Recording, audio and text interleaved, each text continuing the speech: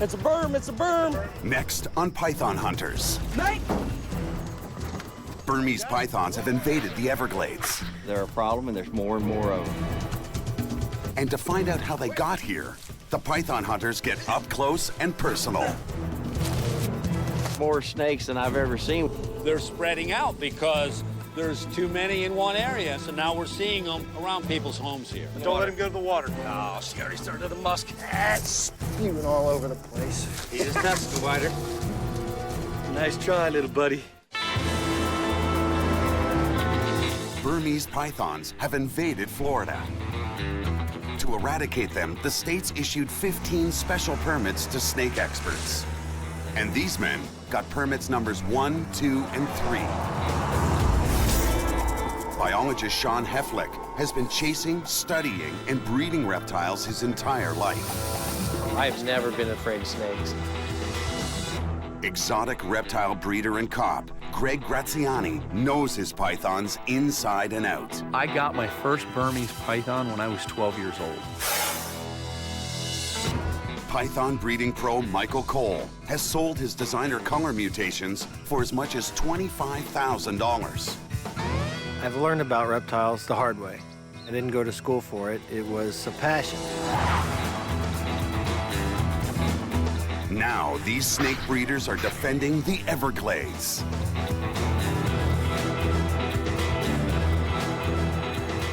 They are the Python Hunters. Yeah, people think when you say island that it's a nice cleared out space that you can maneuver in. I don't think they really catch the grasp of these tree islands out here. Oh, well, they're thinking palm tree, margarita. I'm thinking palm trees and margaritas, but I'm not finding it.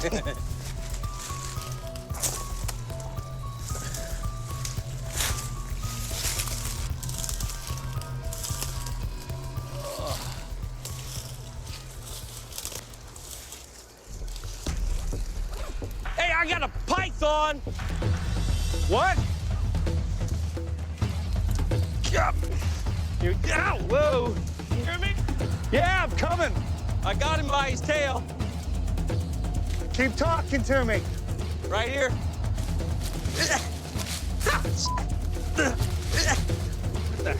What's the quickest way to you? He is Where you hot. at? Keep He's talking. not happy. Here, Keep talking to me. right here. Oh, there he is. I told you I was kidding. Look in his eye. Watch. He's a testicle biter. Yeah. Came across that thing and it bolted, just trying to get away. And I laid my hands on it, and when it realized it couldn't get away, came back at me trying to defend itself, and a little too close for comfort. Nice try, little buddy. His teardrop comes up over his eye. Yeah, that's strange. That's real strange. I mean, his right side is normal, no pigmentation. This is a Burmese python. It's originally from the jungles of Southeast Asia. But since its accidental introduction here in the Florida Everglades, it's reproducing at a fantastic rate. This top predator's appetite can threaten the fragile balance of the Everglades. This vast subtropical wetland is only a few meters at its deepest, but it's also home to hundreds of species, including 40 listed as endangered. The berm thrives here because its tan background with brown splotches and black outlines allows it to blend seamlessly into the habitat. And it needs to. They are opportunistic carnivores that lay in wait for their prey. Let me get a ground temp, because that's the only thing we need, a ground temp and a GPS. Head temp first. Okay. Head temp is right at 80, and the ground temp is at 66.8. The temperature of the python and its surroundings are key pieces of data for understanding this cold-blooded animal's needs and habits. Weird little snake. I came out through here. He was heading this way out of the sun. So I may have just spooked him out of that sun. 9. Mosquitoes are good in here. 0. Yeah, I got no bags either. I haven't restocked. I got bags. don't know if I hit myself in the eye coming through there or what. Maybe I burst Listen, a blood vessel trying to get through that. You saw how close he came to grabbing me in the testicles. The one before that, when I laid my hands on his tail and I yelled, I was kind of half distracted because I was calling y'all. Right. And I turned around, there's a gaping mouth like Is that what you yelled? I'm not kidding. yeah, 3 inches from Yeah. from the goods. Got the temps Let's get him out. in here. I got bags, you got bags? Yeah, he thought it was a snake. No, I didn't think it was a snake. I knew you were hitting me. Yeah, but I got evidence. I saved you. That was a malaria carrier mosquito. I saved your life. We got a long airboat ride home. The Burmese python isn't only a threat to the balance of the Everglades. Rightly or wrongly, it's also seen as a public safety issue. I know there's huge hysteria because these are snakes. The fear that they've invoked in people is devastating. I don't have a snake. I don't want a snake for a pet. I don't like any particular snakes, to be honest with you, especially ones that are bigger than myself. The state of Florida has become the unwelcome home to dozens of foreign animals that can pose a threat to the Everglades. From the fire ant, to the cane toad, to the green iguana. But of those, the Burmese python is perceived as enemy number 1. Official estimates range from 3,000 up to 100,000 Burmese pythons breeding in the wild. No wild Burmese python has ever attacked a human. But South Florida residents remain unconvinced the giant reptiles are docile. They're getting closer and closer to residential areas, and to me, that's alarming. When the rats and the rabbits run out, it's going to be small dogs and hopefully not a child. Burmese pythons frighten the suburbs of Miami and create potential havoc in the Everglades.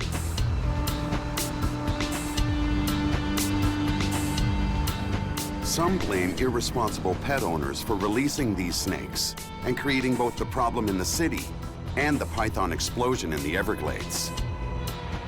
The search is on to discover the truth. A snake is best studied if it's captured alive, and the best way to do that is to capture them by hand, if you're experienced enough to know what you're doing. Depending on how big the snake is or what kind of brush you're in, you can lead the snake around by its tail. This is where they evacuate. This is where they release their musk. That's a snake's other defensive weapon, a highly odorous cocktail of musk, urine, and feces. It is not fast enough to get back and get a hold of my feet, my legs. If it bit my shoe, big deal. I've got boots on. Get down. You can literally just hang onto the tail, watch it where it's looking, and then get it behind the head. Once you've got control of those 2 spots, you don't get bit and you don't get musked on. That's the way I catch a snake. That may be how he catches a snake for a demonstration, but Michael hasn't caught a snake in the wild this hunting season. He's determined to change that, and soon. Here's a few things that we keep in the bag when we go out hunting. The one thing we definitely need are snake bags. Whenever we capture a snake, we gotta have something to put it in. So we keep plenty of these, multiple different sizes in here for different size snakes. Every time we capture a snake, we like to get a ground temperature, also a body temperature on the snake. This is an infrared temp gun, so we can go ahead and shoot the snake and get the temps for those measurements. We obviously have to get a measurement on the animal, so we keep a soft measuring tape so that we can get that. This is probably one of the most impressive things everybody sees. This is not what we use to euthanize snakes. This is actually to help get through a lot of the thick woods and things like that. This is a snake hook, and this is a collapsible hook that we can pack in the bag here. But we use this anytime we come across something venomous. We can use it to manipulate the animal. Mike, you got anything in your bag that I'm not carrying here that you need to show us? Well, I used to carry exactly the same stuff as you guys, you and Sean. We've been traipsing out here for weeks and weeks and weeks, and every time we go out, we all have the same stuff in our backpacks. So I thought, make mine a little bit lighter. I don't carry anything in mine. I see how you are, because I got about a 50-pound rucksack here, and so you're just pretty much depending on me. I appreciate that. There you go.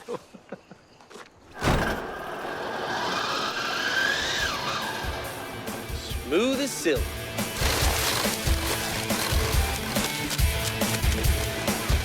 The state of Florida has licensed these snake experts for one reason: to stop the pythons. But you can't solve a problem until you determine what started it. Their mission today is to discover how the pythons got here in the first place.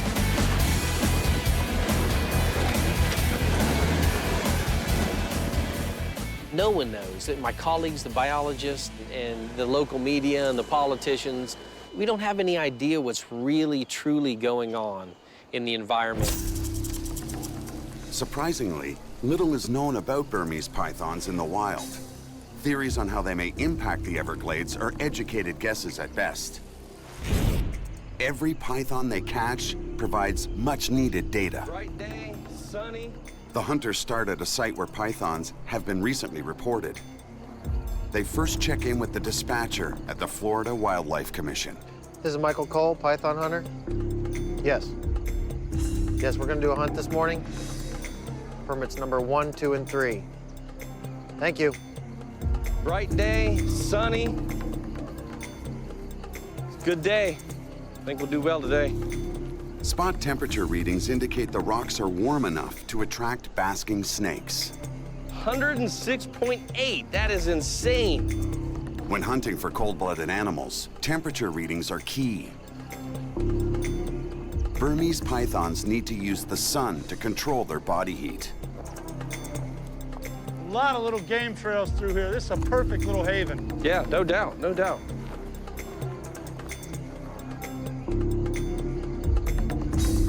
Guys, I got a bar. I think that's an interesting thing. This one piece will make 52 layers. Watch on mobile devices or the big screen. All for free.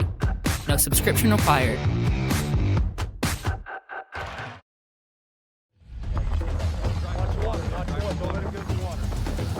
Grab the hook, other side, Greg. Hang on, let's get her away from the water. She's not happy. Oh, she already started to musk. She get you? Yeah, a little bit. There we go. All right. Well, that's a good-looking snake. That is beautiful. It is nice. This is this is a typical wild-caught specimen. A little thin. Yeah, this is the size we're finding. Although this is the average size. I mean, we come across the 14-footers maybe a little every once in a while, but what do you think? You guys want to take guesses on this? I'm saying 9.5. I got 10-2. Got her. Let me grab. Way to get your bag, get some measurements, GPS, all that fun stuff. This was a good day for this. The goal of all this hunting is to collect data. There you go. The snake's size, 38, she's 98, total length. GPS coordinates of its location, 0.52480. its temperature, 74.4. its general health. Every piece of data is a clue in understanding how the pythons live out here. We need to find out what these animals are eating, where they're at, how big are they, how quickly are they reproducing. He's about to get musked Michael, on. Look Michael, down. a little closer to your face. I can't get it in this thing. This snake is going back to their state-licensed reptile facility. Hang on, what is... Captured Burmese pythons are either humanely euthanized or kept for further study. I'm not sure if we can ever eradicate them without an act of God. I'm not sure that we can't, but we need to find out. Get another one. One down. But the big question is, just how did thousands of Burmese pythons get in the Everglades in the first place? Well, there are two theories. Here's Miami. The first is that in 1992, Hurricane Andrew wiped out a reptile storage facility, injecting hundreds of Burmese hatchlings into the Everglades. We know that there's at least one facility that was present during the hurricane. Yeah, and that was right here. And we're talking about 900 plus Burmese pythons, none of which were recovered. Yeah, well, they were babies. I know, being out there, that a baby Burmese python, 17 to 24 inches, everything eats them. Everything. However, as babies, they can find cover easier than large animals. It's been almost 20 years since Hurricane Andrew. Plenty of time for the pythons to breed out of control. We're talking about, in a hurricane setting, the area was flattened. And we're talking about an animal that has evolved in a geographic location where monsoons are commonplace. Yeah. Probability doesn't have any logic to it. In the wild, Burmese pythons can lay a clutch of 30 to 40 eggs every reproductive year. Even if 95% of the python hatchlings died, there would still be enough to worry about. If 1 or 2 animals makes it per clutch, that's 27 to roughly 60 animals that survived in one location. That's not a bad insertion value. The second theory behind their proliferation is pet release. Florida City Homestead area is just full of reptile people. Dealers, keepers, eccentrics with lots of exotics. But we need to go out there and we need to find out.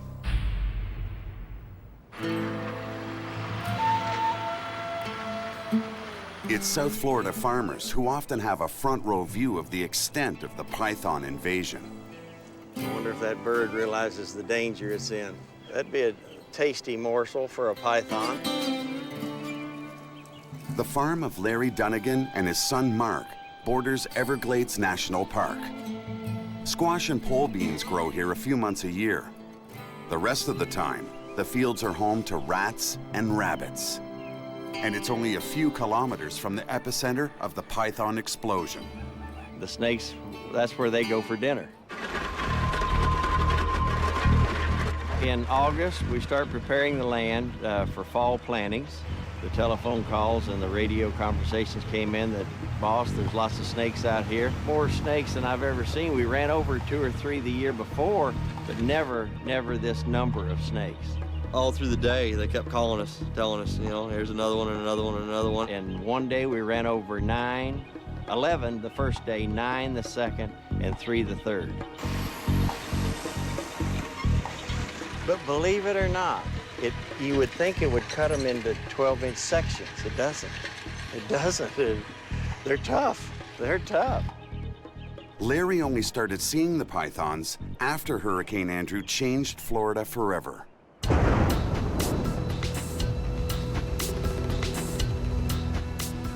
Hurricane Andrew, a Category 5 massive hurricane, it was one of the most horrific, horrendous storms we have seen in decades.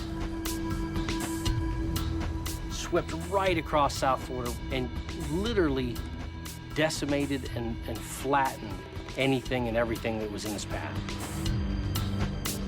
One of the things that was in its path was at least one breeding facility and wholesaler that contained hundreds of Burmese pythons. This was used as a reptile warehouse back in 1992, just prior to Hurricane Andrew. Lieutenant Pat Reynolds is the Florida Fish and Wildlife officer who inspected that python facility just weeks before the storm. As you can see, the flimsy nature of the plastic-coated roof, the wind's blowing it. Inside this plastic warehouse of reptiles are these snakes stacked like this just prior to Hurricane Andrew. And when Hurricane Andrew came and took everybody by surprise, we had no idea this storm was going to come and get us or what magnitude it was going to be. These guys didn't even think about removing what they had in here. So what they found out when they came back, nothing was left. Not a pipe structure. Obviously, all this plastic blew off. 200-mile-an-hour winds just shredded that stuff.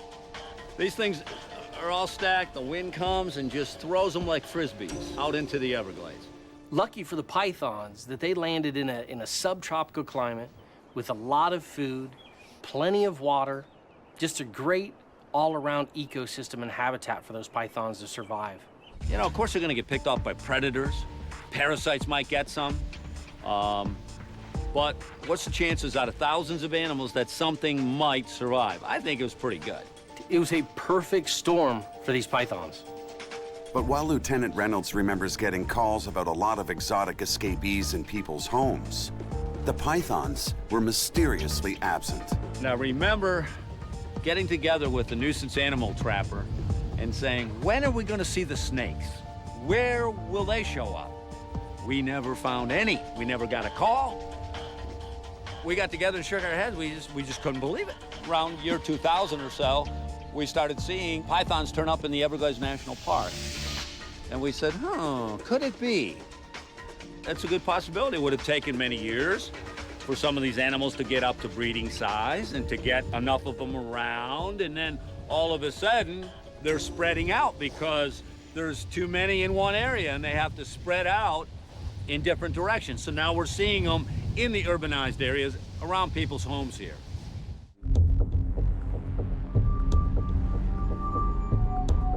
A few kilometers north of the area where the storage facility was destroyed, the swath of wild lands between the Everglades and the surrounding communities is prime hunting territory. Michael is still waiting to catch his first berm of the season. And there's rats everywhere. That's about 6 I've jumped up already. Find me one of the gutted python. Then we're talking. I think I pretty much have to, don't I? Yeah. No pressure, Michael. No pressure. No pressure. Sean and I are very competitive. Right now, he holds the number for the most captures. I hold the number for the largest capture.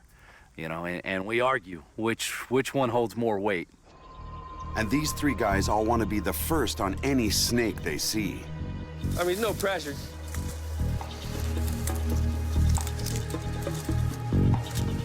Looks like something middle. Corn snake. Yeah? You got him? Big one. You lost him? Got him, yeah. He's under this rock, though. Hey, wait, I can get him right here. Get him? He's pretty deep. Got a couple of rats in here already. He doesn't know we have a snake, does he? No. Can you see that, Greg? He's got a hole under there? Yeah. Oh, here he comes. What do you got? There we go. Hey, little buddy.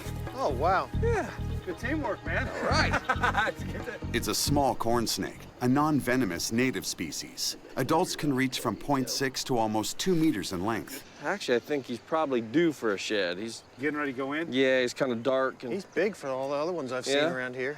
This animal here has really thick black bands. Yeah. I mean, usually that's just one scale, and you got like a scale and a half there. He's warm enough to be on the move today. Temp that rock. I'll bet it's over 80 degrees already. 84.9. Yep. That's your high-tech data collection instrument. This works, man. I'm still old school. Listen, you can't get the cop out of him. Look, he's got. That's right. Press hard, 5 copies.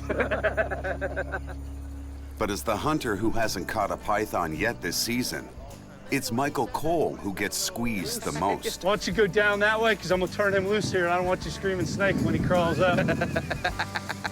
Sean and I have kind of been looking at him as the unlucky rabbit's foot at this point, and hopefully that'll change, especially for Michael's sake. But you know, though, every python we've found has been heralded by an indigenous snake first. Yep. So, yep, we're on the right track. This is nice. There's a little shelf. You know, Michael, I don't know, you know, he's a squirrely kind of dude. He could just pull it out in the end, but right now he's playing out of a hole, so we'll see. Make sure you keep looking for sunny spots, because that's where they're going to be. Yeah, no, there's lots of little patches of sun. As long as I can get through here, I'll get it. Good luck. There is no background of chasing Burmese pythons around the Everglades. We can't go back and read a book about how it was done in the 1950s because they weren't here in the 1950s. So we're making it up as we go along. Hopefully we'll keep moving forward and we'll keep catching snakes till they're all gone. Guys, you got that untied? What's that? Make sure it's tied up. FWC just called. They've got a python in a dumpster. We need to go get it for them. The hunters are on call anytime someone finds a large exotic reptile. The boa constrictor certainly qualifies.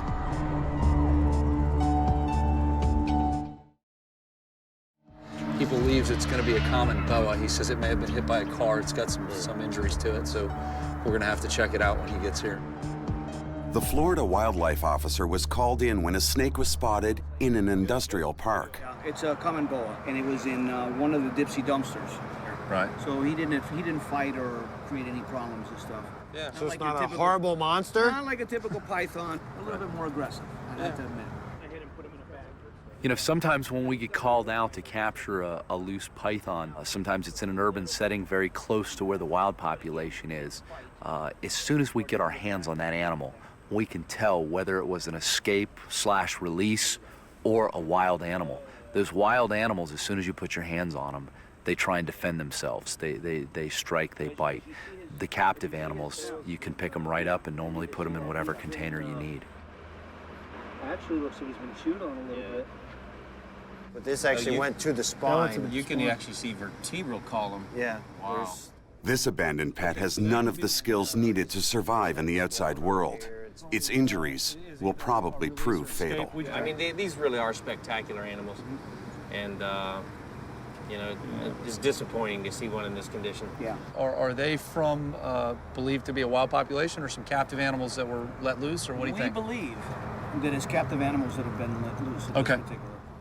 The hunters have found that released pet snakes discovered in urban areas seem to be more often victims than dangerous wild predators. You guys got all the, You know what? Let's do this night hunt.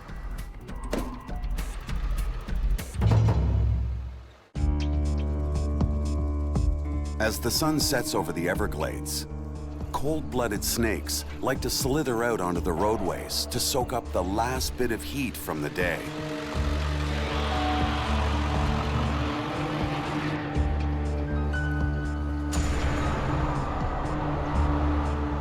So this quiet, warm road near the Everglades should be an ideal place for the hunters to find pythons. Snake! Where? Get it. All right, here it is. Get it. What?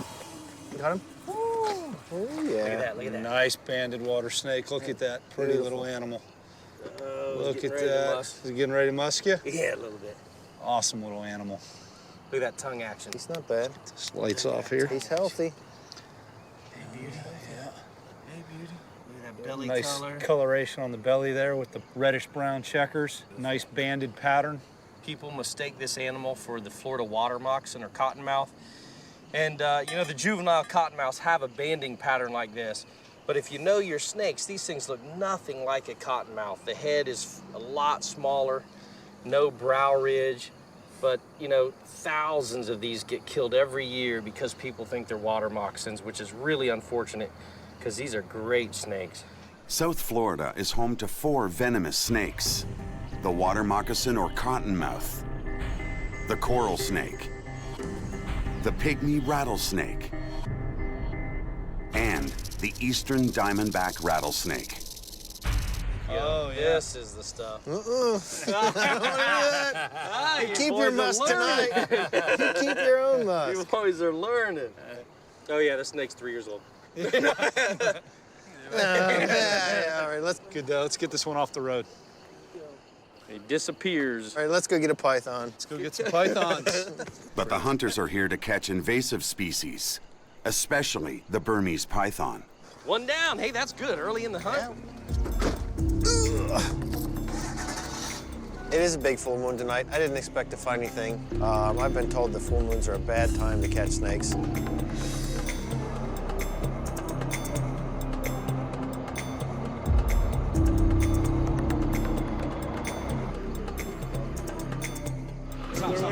Snake. Where? No, to the right. Let's get in the wheat. What do you got? Nah, it went in. Get in there. Get in there. It's a berm. Yeah. No, it's not huge, but it's a berm. They're moving. Driving, the lights are bobbling around, and I wasn't sure it was a snake. I saw a break in this white line along the road. You know, wasn't positive until the break in the white line disappeared, and then I knew we had a snake. The ones that we're finding in the Everglades, 2 things happen when you come across them. They run, and we try to catch them, or they stand their ground and they bite. And when they do, it hurts. This is a magnificent representation of one of these smaller Burmese pythons. What happened to calm, snake whisperer? Well, as soon as she realized that was warm, That was a defensive bite. totally defensive. And she's real nervous right now. This animal is not aggressive, it's defensive at this point.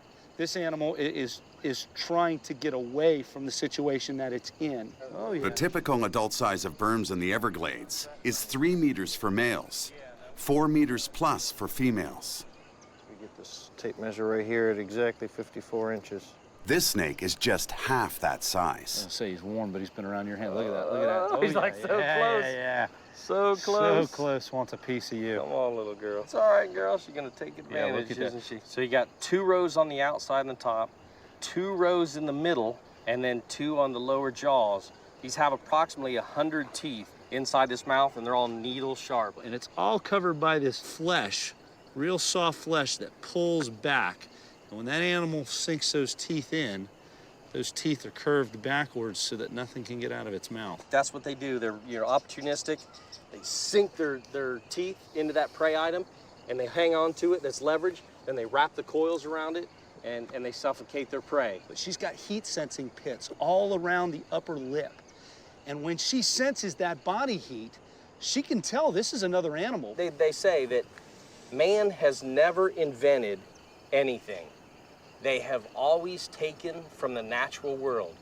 And this is a prime example. Same temperature gun we just used to capture the temperature on the road, on the ground, and on her head to see what the differential was. That's an IR, infrared heat gun. That is the exact same mechanism that this animal uses. The bigger the animal, the harder she'll strike. But the quicker she'll have spent all her energy. You know what? I know we've all seen thousands of these animals. That is beautiful. But how can you not just continue to look at them and not be just in awe? Bring my kid out. After a few minutes on the warm pavement, she rebuilds her strength and is ready to strike again. These animals. All right, let's bag her. You're trying, I know. I didn't do that. Come on now, baby. Y'all blame me for all kinds of stuff. I was being nice. And, well, you know, Greg got himself bit. I had nothing to do with all that. Yeah.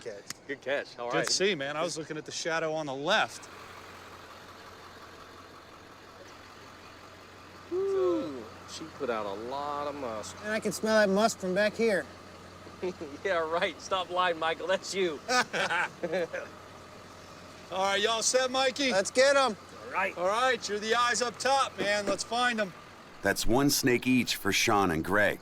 But Michael's still looking for his first.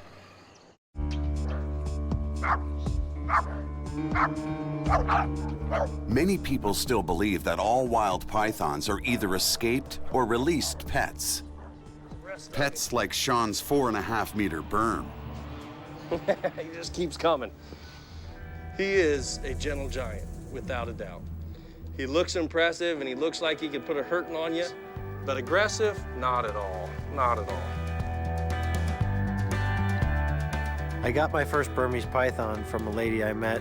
It got too big for her, and she gave it to me. And that's also a great story of how I met my wife. Now, some politicians are looking at banning the trade in these exotic animals altogether.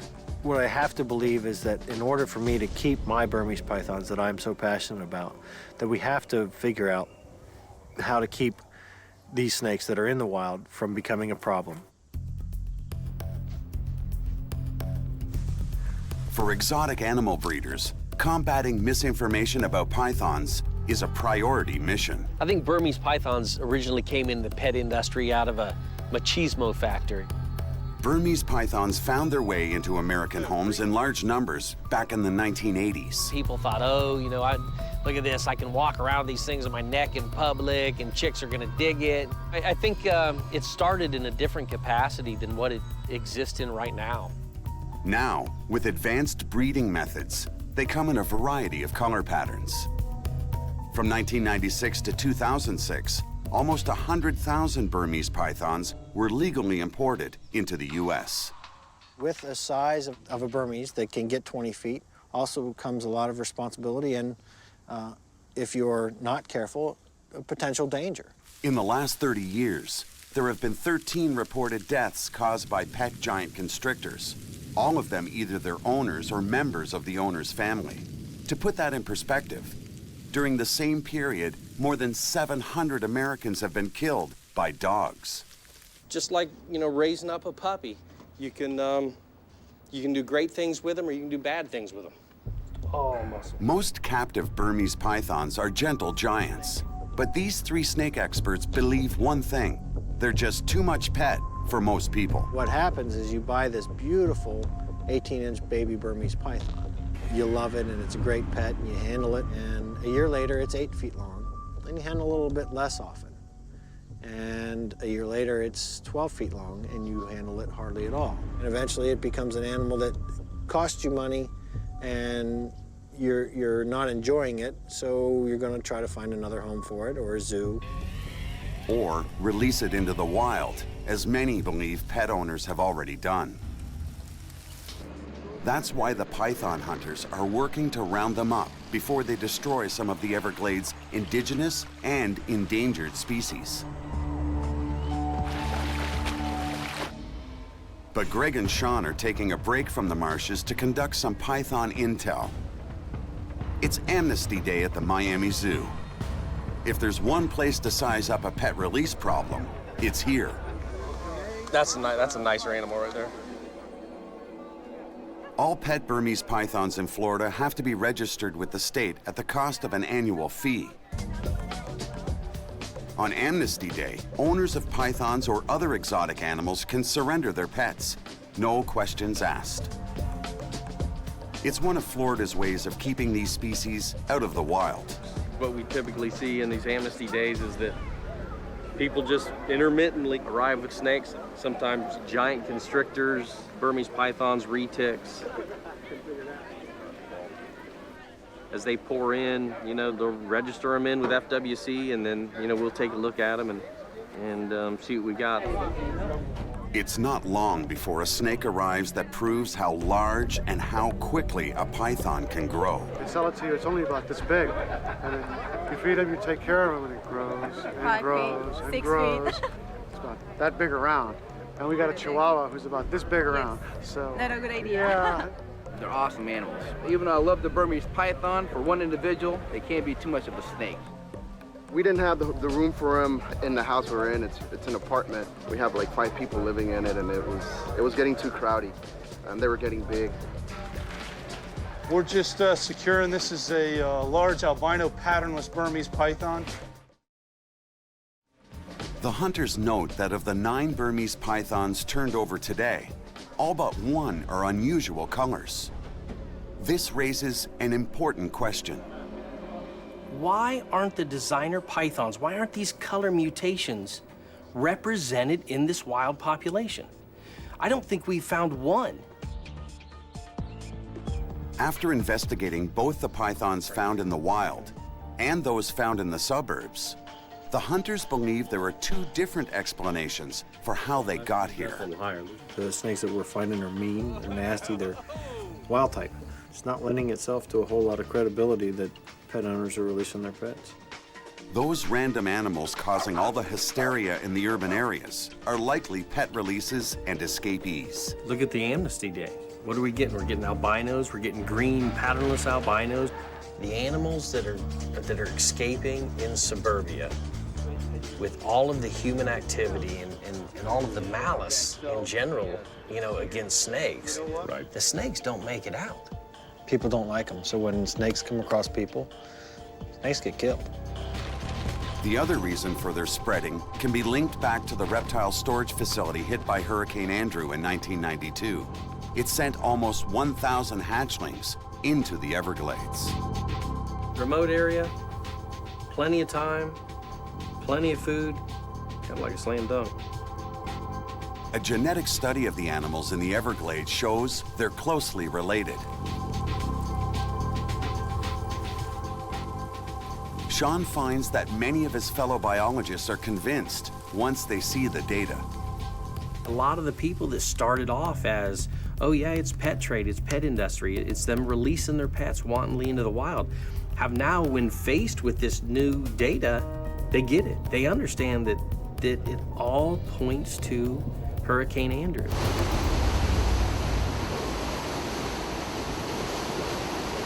We still need to get rid of the snakes.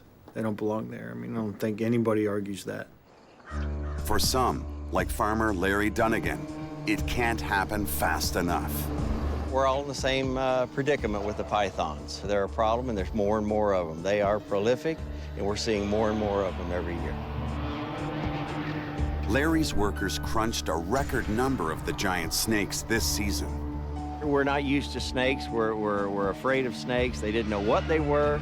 They knew it was strange to have that many, but there wasn't nothing they could do. They ran over them. But see, a python could easily hide out here. They kind of, in my terms, give me the willies.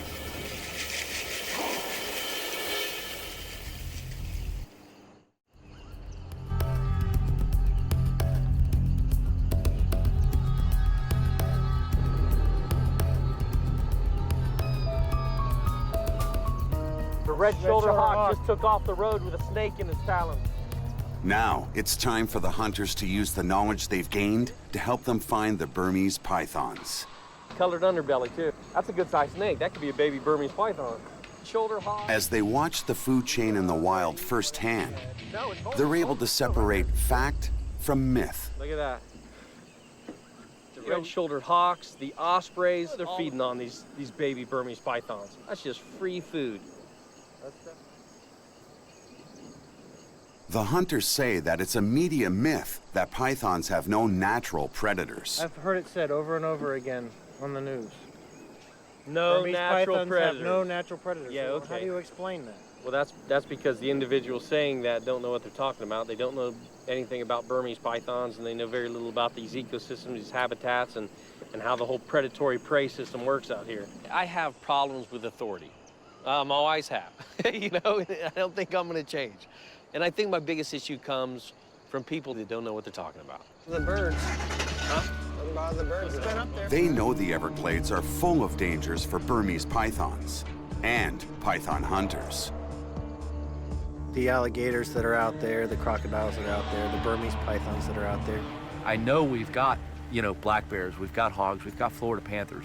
But there's a lot of people that probably say, I don't want to run into that. I hope we don't find a panther. I'm a little bit intimidated by that creature. Absolutely. Licensed by the Florida Fish and Wildlife Commission as python hunters, the guys know that FWC officers face more dangerous threats. Hey guys, we're gonna check out this memorial here. Gotcha. This monument honors 2 officers killed in the line of duty. People come and go, wow, now you're dealing with crocodiles and venomous snakes and large constrictors. Isn't that more dangerous than law enforcement? And no, people are more dangerous.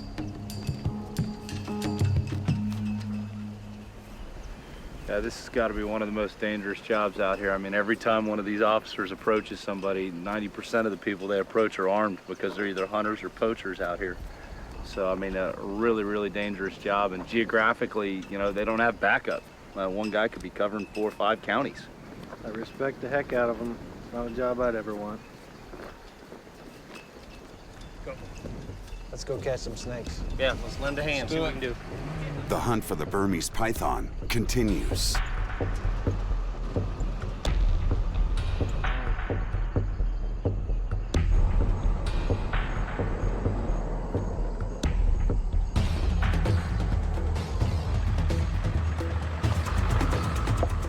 Nate!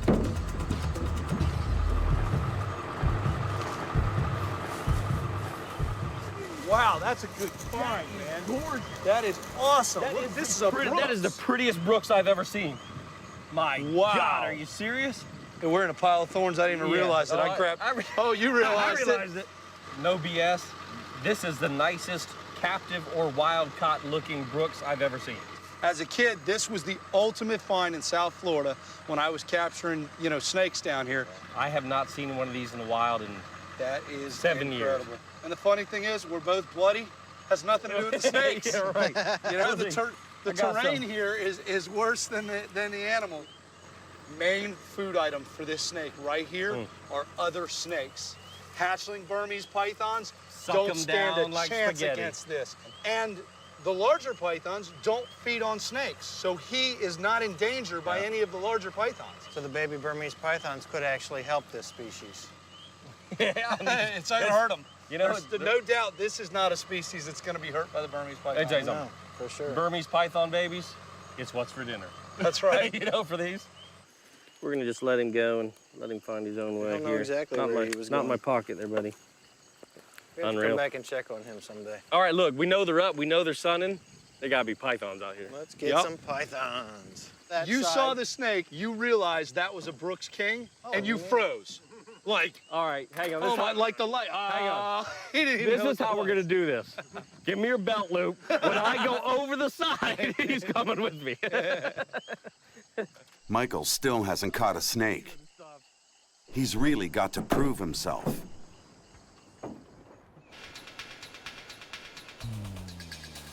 The wildlands around the edge of the Everglades are not only ideal Burmese python habitat, but the many trails make it more efficient for python hunters. There's another game trail over here. Which means Michael really needs to find a snake. If you don't find one soon, we have to come up with a sacrifice to the snake gods. And I mean, you know, it makes the decision pretty easy. I got a sharp knife too, buddy. Just stay back.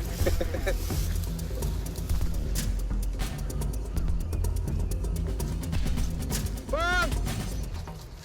You got one? Yeah. Sean, get under the rock. Get it. Oh, shit. Hang on. Don't let it get under the rock. No. You got it? That's spewing all over the place. Ah! You got him? Yeah. That's a... Whoa. Oh, yeah. He likes Come you. to Papa. Yeah, you hold him. So I just grabbed his tail and I'm yelling to Sean, grab it before it gets under the rock. Time he got over and grabbed that, I realized the rock was only that big. But hey, you know what? I won't be quite as excited next time, but this one was good. That is a great snake. Let's get get us him out up. in Let's get him out up in the on open somewhere. Out of this hole here so we can get all our measurements and everything on this guy. This animal's healthy. It's another wild python with natural colors. Further confirmation that they're not finding specially bred Burms in the wild with albino or other color mutations. Look at it. This animal's strong. You know, he's fighting. He's not listless. No, he Good- found a good place good to hide tongue in that action. cold weather. Nice muscle tone. Guys, let's get a quick temp on this guy before we handle him too much. All right. See where we're at here. Shoot that. 78.1, max read. He's reading about the same as the ground. Hey, I went first last time. Let's guesses. Length? 6'8". Okay, you're saying 6'8". I'm saying 7'2". 7'2 and a half. Isn't that how that works, right? Give me the vent first. Well, I got 96 overall just because I'm staring at it. All right, Sean, you beat me by a half inch. It didn't look that long to me. It's all how you play it. It's all how you play the numbers. 2.5 meters long. In the Everglades, male Burmese pythons typically grow to 3 meters. So based on its size, this one's probably less than 2 years old. All right. You got another bag? Hey, I gotta say, Yeah. Mikey, welcome to the club. Here, you too. Yeah, Have some right. spooge. Then he uses the spooge hand. Yeah. Dang it. It's exciting because it's my first, catch for the season. It's my snake. It's my catch. These guys got to stop ribbing me. So now I'm gonna see. I'm one of those guys. Sneaks past. I'll have more catches than both of them in no time. This thing's got a lot of energy. You want to see how cooperative this guy is? Yeah. Yeah, there he goes. Got him? Oh yeah. He's still pissy. Oh, more crap. Literally? Literally? All right. Man. Yep. Good deal. Minus one more. Right. Good job, Did it boys. again, man. Good job. All right. Their journey has allowed Michael to catch his first python of the season. And in the face of the ongoing debate, help explain how these snakes first started breeding in the wild. Since Hurricane Andrew in 1992, just over 1,300 Burmese pythons have been captured. With thousands of the snakes still breeding in the wild, it's but a drop in the bucket. Snake. The work of the python hunters is needed more than ever.